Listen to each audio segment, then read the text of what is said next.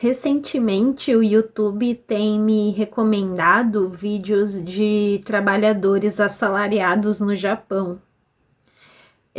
A rotina deles, principalmente em Tóquio, que eles trabalham cerca de 16 horas por dia, chegam no trabalho às 8, saem meia-noite, o chefe liga de madrugada pedindo coisa.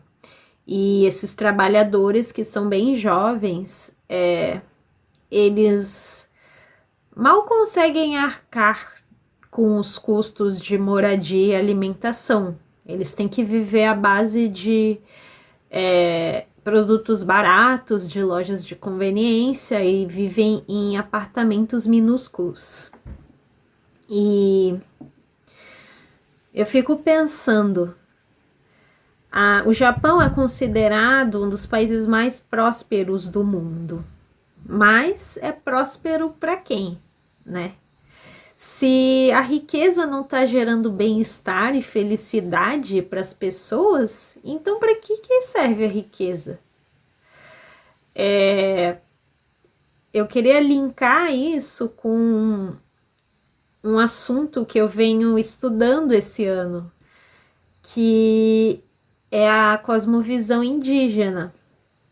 Esse ano, em pedagogia, a gente leu bastante textos indígenas e eu também comecei a participar de mutirões agroflorestais junto a territórios indígenas.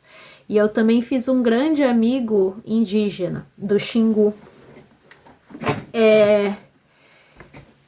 E fiquei bastante focada nisso, né? E isso me fez lembrar numa frase pejorativa que era bastante falada antigamente, talvez, bom, provavelmente hoje ainda é falada pelos setores mais conservadores, que o indígena é preguiçoso. Vamos pensar nisso. Será que ele é preguiçoso ou ele se recusa a entrar na lógica capitalista? Que pensa, um trabalhador assalariado do Japão, quando você vê uma pessoa trabalhando 16 horas por dia, você pensa, ela não é preguiçosa. Tá, mas será que ela tem escolha de estar nesse ritmo aí? E se essas 16 horas de trabalho não estão contribuindo para o bem-estar dela, só estão contribuindo para a sobrevivência dela, e olhe lá, porque tem até casos de suicídio por excesso de trabalho, né, no Japão. Então, acho que tem alguma coisa muito errada com esse sistema, porque o indígena, ele produz o que ele precisa por meio da terra.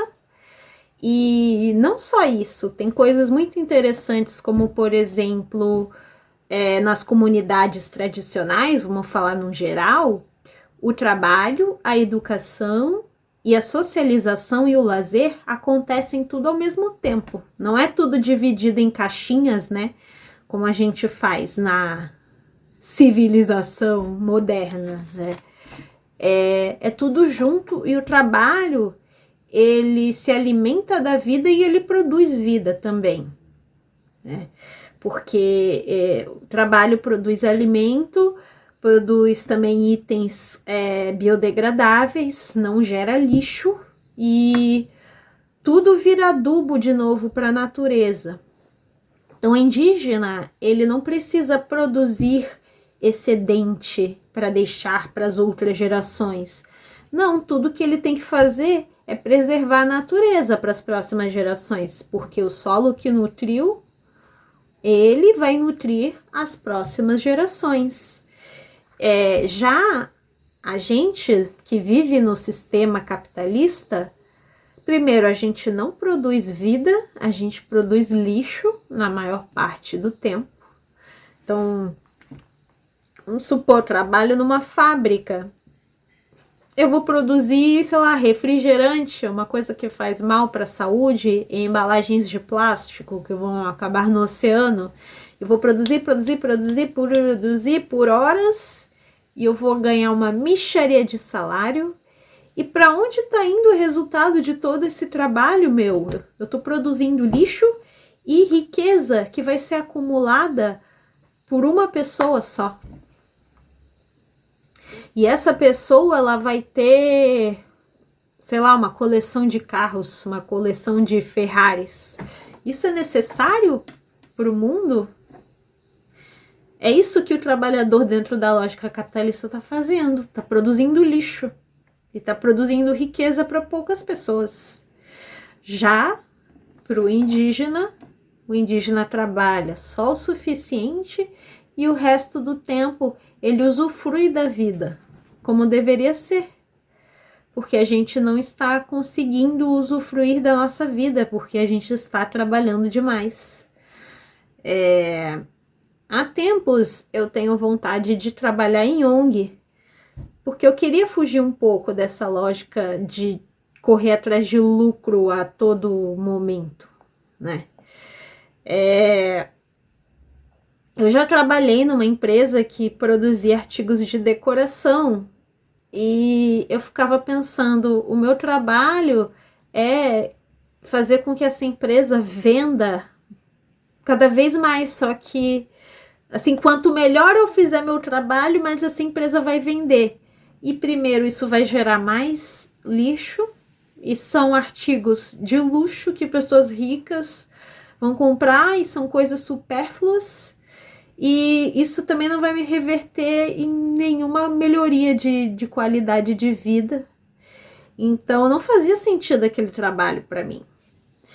Por isso que eu tinha vontade de trabalhar em ONG. E esse ano comecei a participar de mutirões agroflorestais junto a um território indígena e estou fazendo parte de um projeto de ONG, né? Inclusive vou deixar o arroba aqui, que é o Primeiro Passo Reflorestar.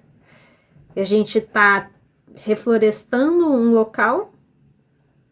E para mim é isso que a gente tem que fazer agora, né? A gente não precisa mais trabalhar em escritório, a gente precisa plantar árvore, eu penso. O mundo precisa disso, então eu tô tendo essa oportunidade de recomeçar a vida aos 30 e poucos anos. Nem todo mundo tem essa oportunidade de pensar nessas coisas, né? De parar para pensar nessas coisas e, eu vou trabalhar plantando árvores e tal. Eu não culpo também quem se mantém nessa lógica, porque a gente não tem escolha, né? E a gente nasce e a gente é colocado numa engrenagem e a gente acha que é só assim que a vida funciona e o capitalismo é a única coisa que existe. Mas foi só parando para pensar que eu vi. Isso não é a única lógica, não é a única visão de mundo que existe. Então a gente tem muito a aprender, por exemplo, com as comunidades tradicionais, com os povos indígenas, com os quilombolas. Você não precisa ser comunista para entender isso, que o trabalho em excesso que a gente faz, ele se converte em riqueza acumulada. Se todo mundo só se dedicasse a trabalhar o suficiente para produzir e para manter a vida, a gente teria muito mais tempo para usufruir da vida. Então, é basicamente isso. Eu te convido a pesquisar se há territórios indígenas perto de onde você mora, a buscar mutirões agroflorestais, a pesquisar sobre agroecologia, sobre permacultura, para ver formas alternativas de viver, que é isso que eu estou buscando. Eu estou buscando aprender os saberes da terra, para poder viver disso. Porque eu acho que para mim não faz sentido viver nessa lógica capitalista e eu quero fugir dela. E também valorize os indígenas, os povos originários, que eles como eles se recusam a entrar na lógica capitalista, eles acabam virando mendigos, né? Ou vivem uma vida muito precarizada e acabam virando estrangeiros, estranhos, imigrantes na sua própria terra. Isso é muito estranho, né? Porque a gente paga muito pau para estrangeiro. Mas você já parou para pensar que logo ali do lado existe uma comunidade indígena que tem muito a ensinar pra gente? Que tem uma cultura, uma visão de mundo completamente diferentes do que a gente está acostumado? Então acho que fica de reflexão, né? É isso, até a próxima.